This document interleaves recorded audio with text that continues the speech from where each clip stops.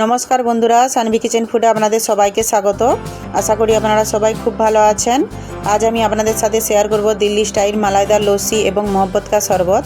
এটি খুব কম সময়ে আপনারা সহজেই বাড়িতে বানিয়ে নিতে পারবেন এবং খেতেও কিন্তু দারুণ টেস্টি হয়।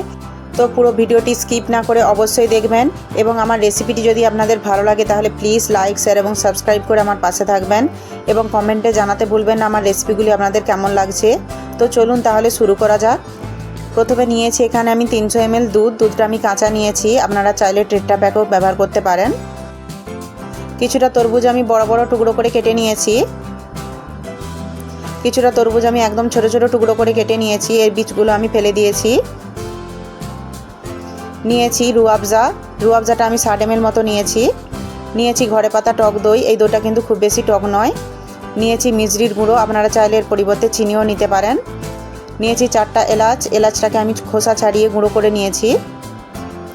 প্রথমে আমি দুধটাকে গরম করে নেব। দুধটা আমি চুলায় বসিয়ে দিয়েছি, চুলা আঁচটা আমি একদম হাইয়ে রেখেছি। দিয়ে দিচ্ছি 4 চামচ চিনি। মিষ্টিটা আপনারা আপনাদের প্রয়োজন মতন কম বেশি করে নিতে পারেন, তবে খুব বেশি মিষ্টি দেবেন না, কারণ তরমুজ এবং রুয়াবজা দুটাতেই কিন্তু খুব মিষ্টি থাকে। এবার আমি দুধটাকে নেড়েচেড়ে হাই ফ্লেমে রেখে ফুটিয়ে নেব। দুধটাকে কিন্তু অবশ্যই এভাবে নেড়েচেড়ে ফুটিয়ে নেবেন, তাহলে চিনিটা খুব সুন্দর করে গলে যাবে।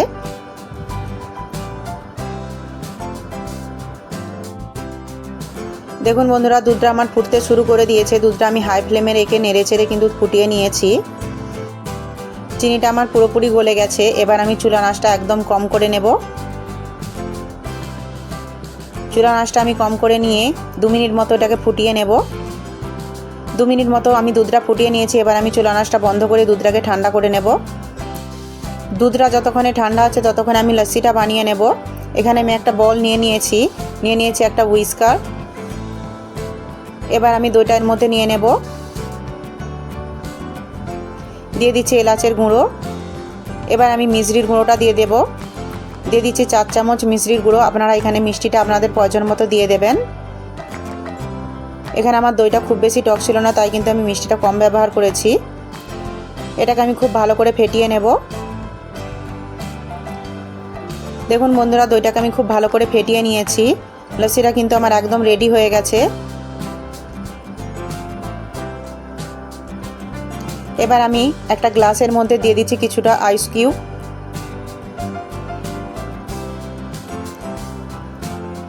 এবার আমি লস্যিটা এর মধ্যে নিয়ে নেব।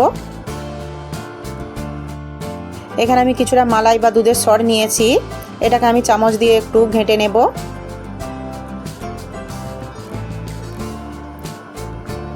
এবার আমি এটাকে দিয়ে দেব লস্যির উপর। এখানে আমি অল্প কয়েকটা কাজু এবং আমন্ডকে একদম পাতলা করে কেটে নিয়েছি, এটাকে আমি উপর থেকে দিয়ে দেব লস্যির উপরে।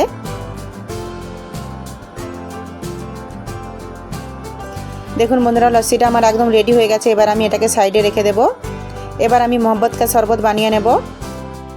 প্রথমে আমি তরমুজের জুসটা বানিয়ে নেব। এর জন্য বড় করে কেটে রাখা তরমুজগুলো আমি মিক্সিং জারের মধ্যে নিয়ে নিচ্ছি।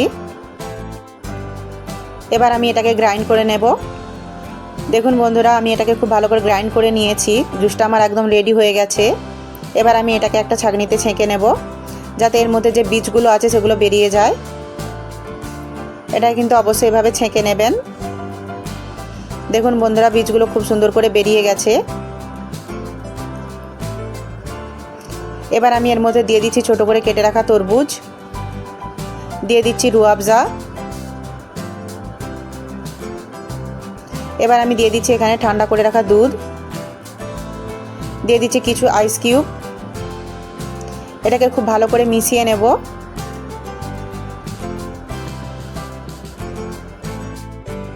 অল্প একটু রুয়াবজা বাটিতে রেখে পুরোটাই দিয়ে দেব। খুব ভালো করে এটাকে আমি মিশিয়ে নেব।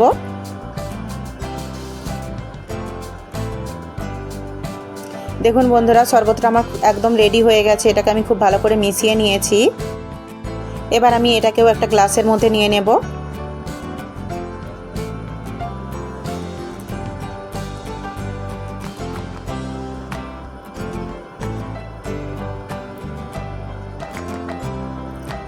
ওপর থেকে আমি দিয়ে দিচ্ছি যে রুয়াবজাটা রেখেছিলাম সেটা।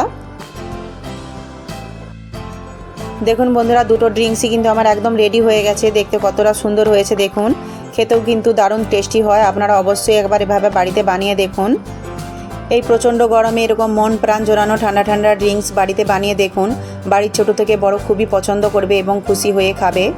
আমার রেসিপিটি যদি আপনাদের ভালো লাগে তাহলে প্লিজ লাইক, শেয়ার এবং সাবস্ক্রাইব করে আমার পাশে থাকবেন এবং পাশে থাকা বেল আইকনটি অবশ্যই অল করে দেবেন, যাতে আমার পরের ভিডিও নোটিফিকেশানগুলি আপনাদের কাছে পৌঁছে যেতে পারে। পুরো ভিডিওটি দেখার জন্য আপনাদেরকে অসংখ্য ধন্যবাদ। ভালো থাকবেন, সুস্থ থাকবেন। দেখা হচ্ছে পরের ভিডিওতে।